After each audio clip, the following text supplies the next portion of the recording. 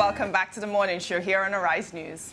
The People's Democratic Party ruled Nigeria for the first 16 years of the Fourth Democratic Republic.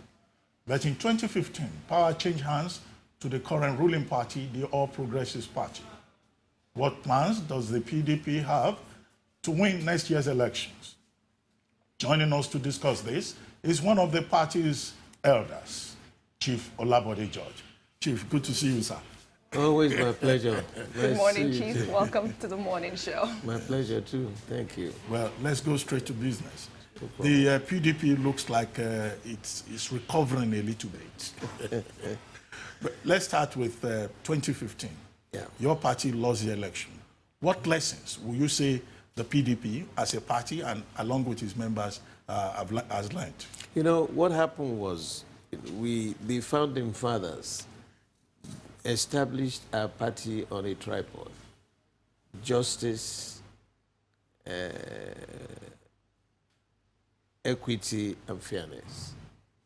And they ensured that all party positions, you know, executive, the real leaders, the managers of the party, they made sure that all positions were zoned and micro-zoned. You know, if you look at, in our concept, we have the 6 geopolitical zones. That is not in our own national constitution. But for purposes of creating the first Nigerian political party, in other words, a party that has the colors of this country, from the swampy forest to the savannah region. Certain circumstances brought all these old First Republic politicians together. And that was why we were able to win the hearts of Nigeria. I have been Director General of National Campaign. I've been to every village, every nook and cranny in this country. Okay. And I know that our party exists in every village. Now, we got into power. All those thinking, the depth of knowledge that those founding fathers brought into our party, which is human anyway. We got to the cruising level. We were boasting that we will rule Nigeria for 60 years, if you remember. And we put everything on autopilot. Suddenly we hit a storm. We tumbled, but I'm happy that in your intro, we have recovered. We are not, we didn't crash out, which is a good lesson, you know, in a developing country, in any country, even the developed countries. If you stay too long on the power, you forget, you tend to, which is human anyway, to forget how did you get there, why did you get there, you know, that the judges are still the Nigerians who should benefit from the management of the resources of that country for their benefit. So we had sat down, we had looked at we did a post-mortem analysis, what happened to us. And of course, this shouldn't be thrown into the public because it's in-house. But in a short, just to describe it in a very, very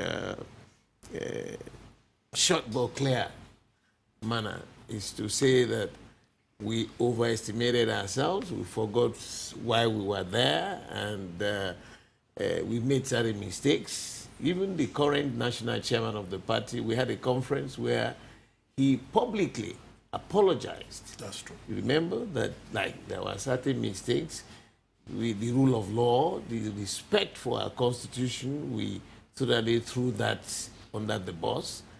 And the resultant effect was, we were out of government. And that shock in itself, you know, it takes a while for you to come back and get yourself pulled together. But I'm happy that the party apologized to the members and to the electorate that we made certain mistakes. To err is human, and to forgive is divine. Now we know why we are in government, why we should get back to government. If we get back to government, all those lapses, all those errors in the past, the avoidable pitfalls we must avoid them. Well, I have a follow-up question. Okay. I like the fact that you say some lessons have been learned. Absolutely. And the post-mortem was done. Yeah. But in spite of that, the last convention of the party, and you wanted to be a chairman of the party, zoning, you talked about zoning. Right. The position was allegedly zoned to the Southwest. Absolutely. But all the Southwest candidates, including yourself, you were pushed aside. And you were very displeased with that. You issued a very strong statement. I did. Now, how has the party been able to manage the fallouts of that convention? You know, I am a party man, and I believe in the tenets that established this party. And because our party is still the only political party that is national in its colors, in its outlook, in its... The errors made by the then managers was, maybe he misinterpreted, you know, because I worked at the national headquarters for 10 years.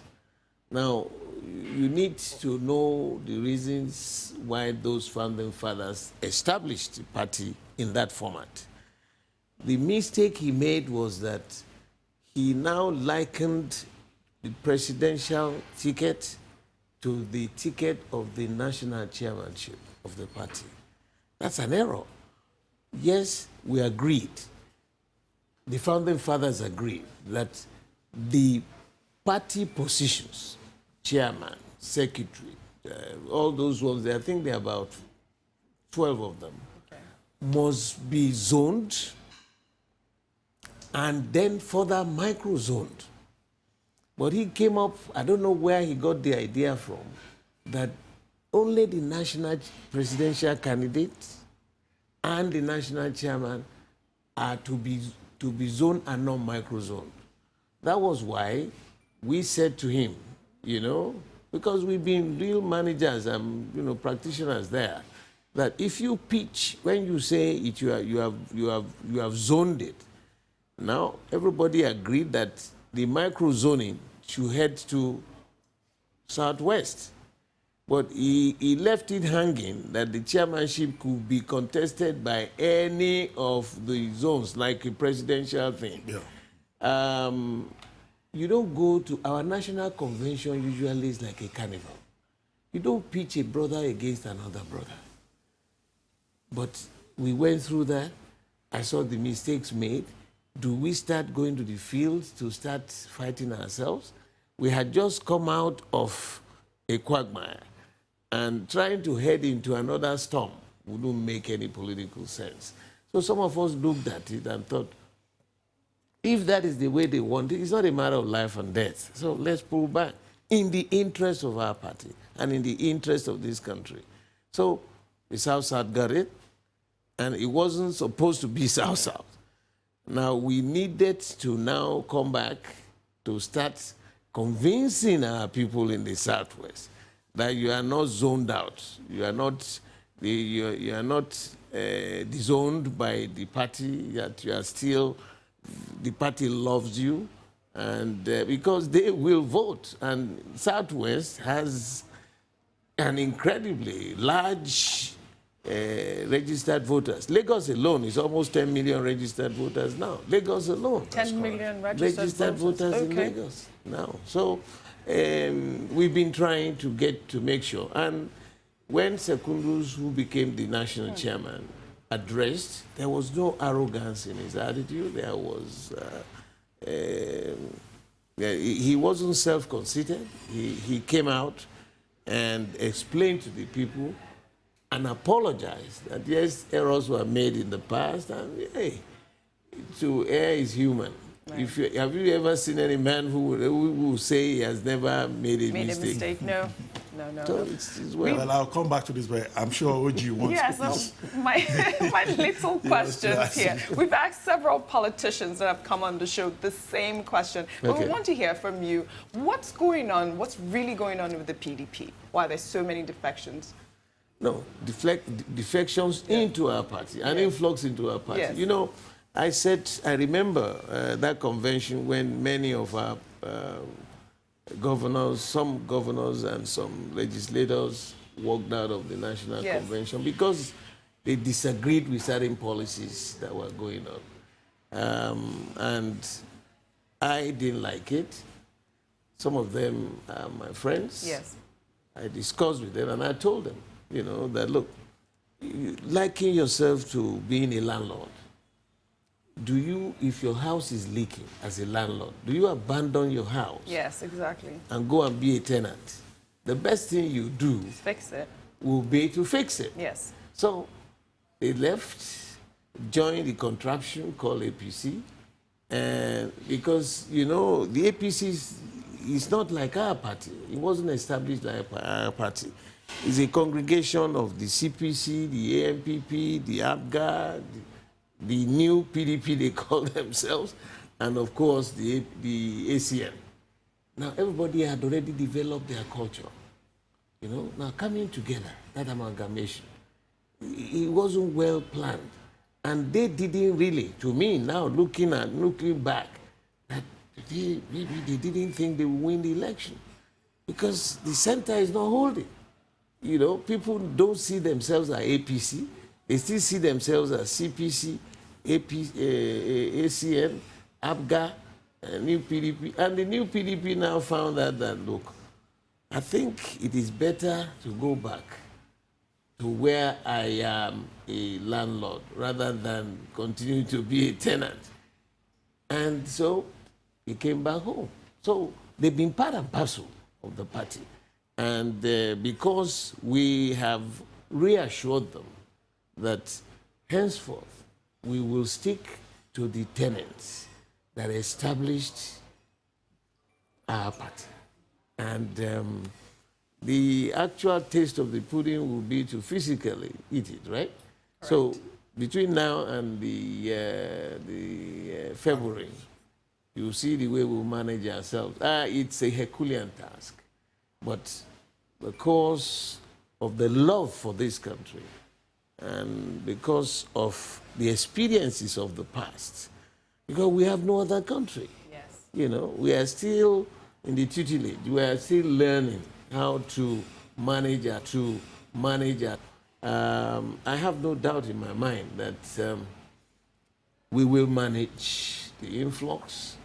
And if we show to Nigerians that we can manage ourselves, we'll be able to convince the electorate that all will be well. Because what is politics? It is defined that as the management of the resources of that nation for the benefit of the people. Chief, I mean, you have a peculiar situation in the PDP now. Yes. You have a long list of presidential aspirants. Right. And each one of them is saying, I'm the best, I can do it. Possibly because, they've all seen the opportunity that is out there if it is well managed. Now, how is the PDP going to resolve that to prevent further conflicts? Would there be a consensus candidate? That's the most rational thing to do. People we've been talking to some of them when they visit, that look, whoever is adopted, you bury your personal ambition. Let us go back. This is a nation. I reminded some of them about the late, in fact, one of the best presidents America ever had, Abraham Lincoln. He contested 11 times before he got the ticket. Yes. And he became the president. And he formed a team of rivals. Absolutely. Remember what he did. So, in our case, like we did at the National Convention for the position of chairmanship, it's not a matter of life or death. If you love that party, it doesn't come your way, you hold back. In the interest of the party, let's go. So we will do what is humanly possible. And we've been appealing to them. They've all been telling us, if you take me, fine. If you don't, I will still work for the party. That is the beginning of the real building of democratic sense in this country. You can't win it all. I like that. So saying that, what do you think about the Buhari administration? personally, Yes. sometimes, you know, that was my boss. Okay. All right? I'm also a retired general. Was my boss. Sometimes I feel like rushing in there and telling him, you know, for the sake of the esprit de corps, what we have, now hold back. Yes. No. But hey, he's in a different political party. You know, our party, I'm in a different party. The mistakes they are making, the electorate will decide. I said to a lot of people that any voter, you don't have to be a rocket scientist to know this. Okay. On the day of election, before you leave your house, close your eyes, pray to God, and ask yourself, am I better off today than before? If you are better off today than before, then vote for them. But if you know that you are not, then you know what to do, vote for us. Because that is the beauty of democracy, that every 4 years, you must come back to renew your mandate. When you say the mistakes they are making, can you define what you consider the mistakes of this administration? Right, okay, correct. look, something happened. All the killings, the security of lives and property. Okay. Well, have we had? It's a serious matter because the #1 job for any government is to secure their people. Correct. If that is not guaranteed, that you can sleep and you are sure you wake up peacefully in your house, hey, where is governance? Look at what happened recently, last week, in the National Assembly, when he was surrounded. Now, I expected the acting president, because that went right all over the world. You know, it was like a breaking news. Yes. You have investors who are coming to this country. You have investors who are already here. How do you guarantee that the political environment will be healthy? You will be able to move from A to B? Because to me, interpreting it, I'm not a lawyer, but looking at that, there are 3 equal arms of government. 3 equal arms of government. They moderate themselves. If one is surrounded by hooded people, what do you call that? It's treason. Yes. Now, the vice president came with a statement from his office. To me, he is downplaying. Right now, we don't know what is going on. We have people who want to come in. They're asking you questions. What is going on? Now, where is there? They said there will be an investigation. It's now shrouded. We don't know exactly what he's doing. You don't do that in governance. You come out, you tell the people, reassure Nigerians, that this thing that happened is an aberration. Yes. That you are going to arrest it, and you are going to make sure that those who carried out the deplorable thing will be brought to book. Correct. 5 minutes broadcast will go viral, and everybody will be reassured. You know, the American ambassador waited in, the British ambassador waited in, the EU people waited in. Yes. What does that mean? It means they are concerned. And they will start warning their nationals, be careful. We don't want to be a fragile state. I was listening last night to the former British Prime Minister, the Conservative who just left recently. I've forgotten his name. Tony Blair? Tony Blair. No, not Tony Blair. The other one, the Conservative man. Anyway, and you know what? Cameron. Cameron, yeah. You know what he said? He was describing failed states. And he was, you know, the English people have, they total full control of their language. He said fragile states. He was calling Somalia a fragile state, calling Syria a fragile state. He was being... That's a state from becoming a failed state. They are already a failed state. But he used the word fragile. Okay. And I said, hey, we have to be careful. Because if we don't guarantee security of life and property,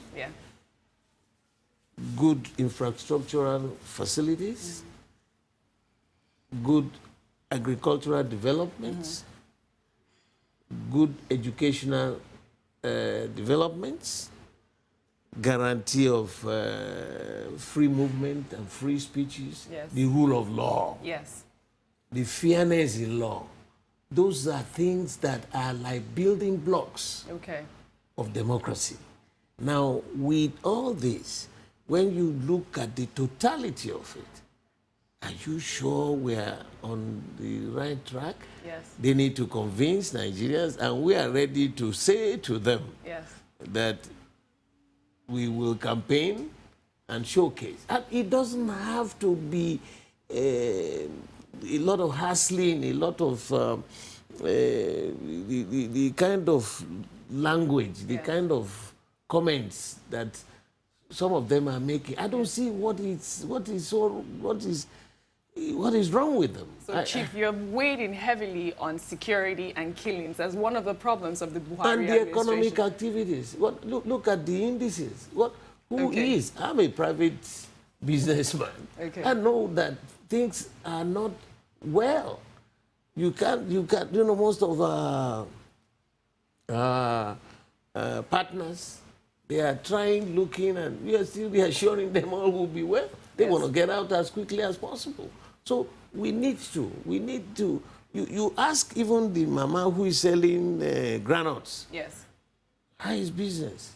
Go to the market. Sir, let's discuss, let's bring it home now. Okay. Because you are also a major political figure Sure. in the Southwest. Sure. So I'm going to ask you a series of questions about the Southwest. Now, in the Southwest, you mentioned one of the major swing states, Lagos. Yeah. But there is this impression that the Southwest is more or less already in the hands of one man. And every other major political figure in the Southwest, they can only just trade that one man behind. You know who I'm talking about. The Emperor of Bode George, I know. But I think it is just still an idea. Well, if you've been there for too long, since 1999, he would think he owns the full throttle control. No individual.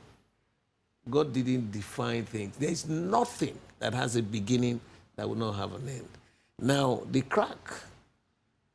cracks in their system. Ondo State, he had his own candidate on the APC. The Abuja also has his own candidate. Now, Abuja candidate won. He lost out. In Ekiti too, he has his own candidate. Fayemi, Abuja candidate, won the election. We are heading into Osun now. All right? Now, Oyo will be Ogun. Yes. Namusu. Yamusu is a man of himself and his own APC.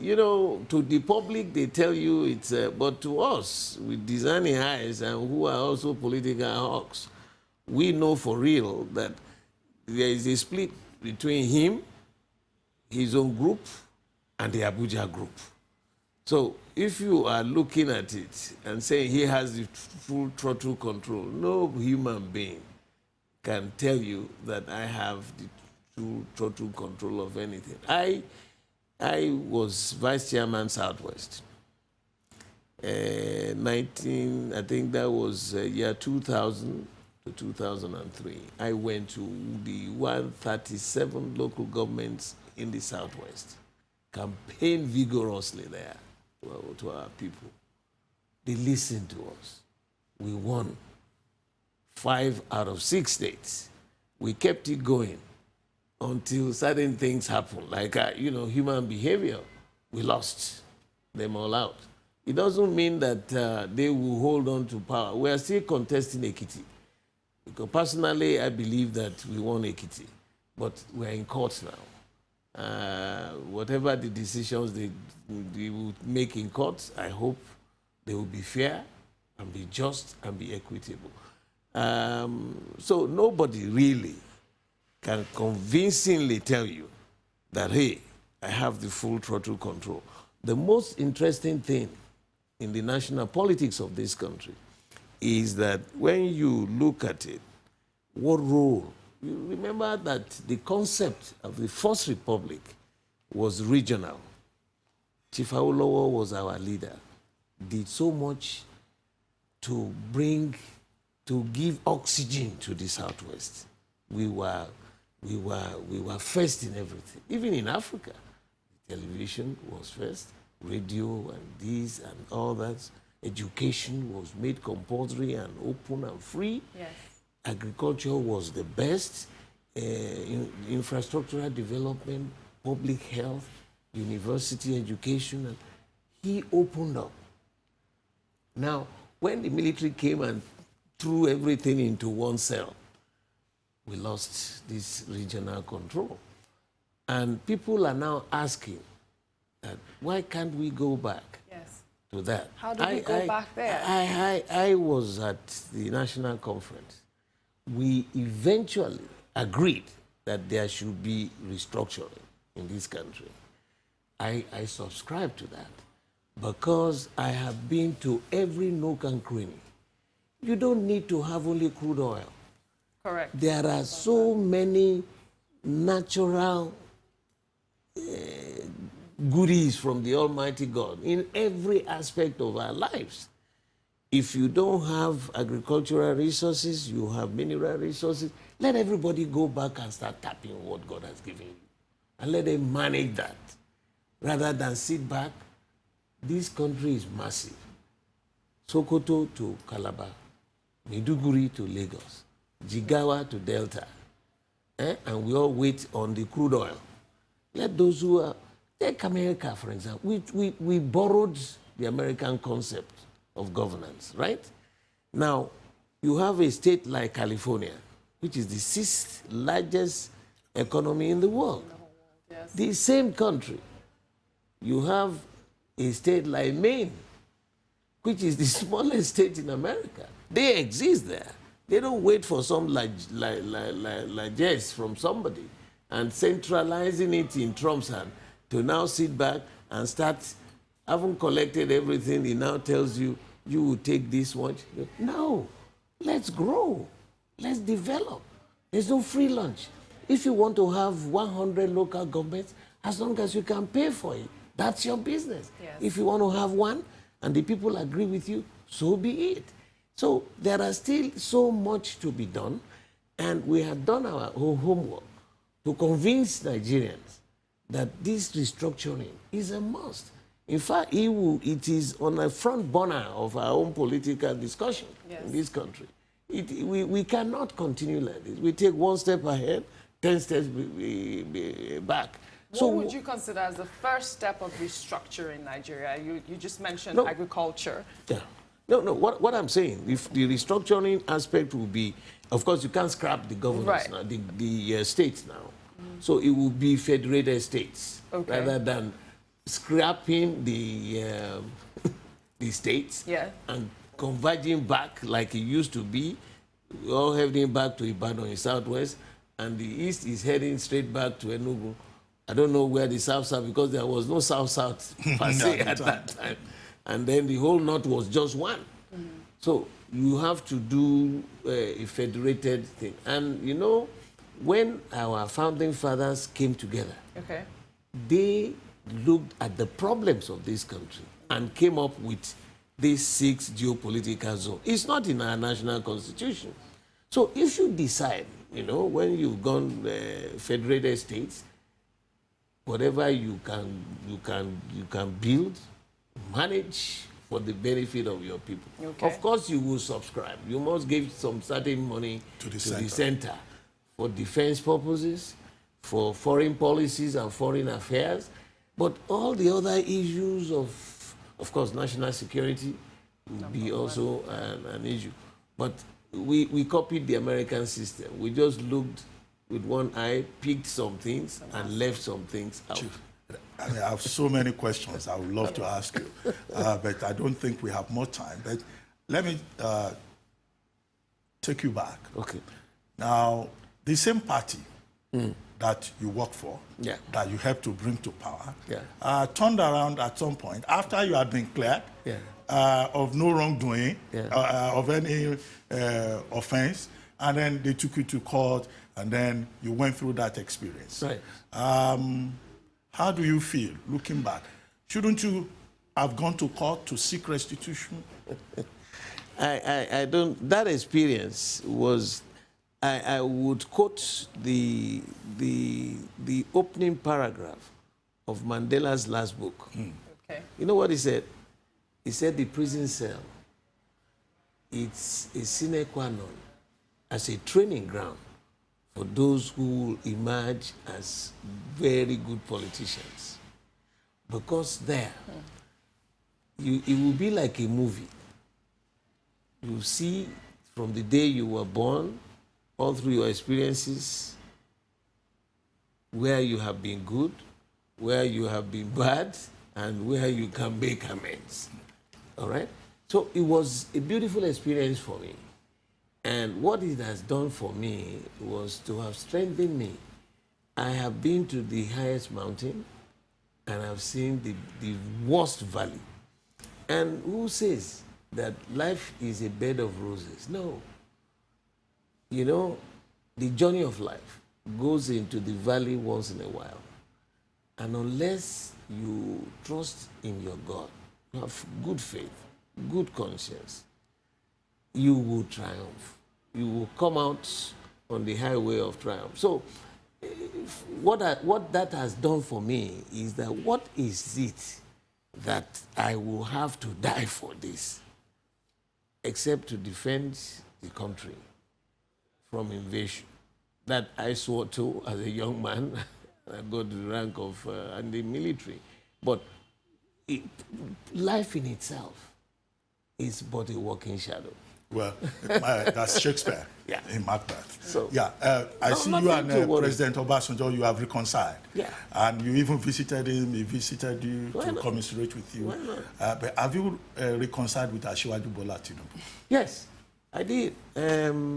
What happened was, you know, he thought that because we disagree, that doesn't mean we should be disagreeable.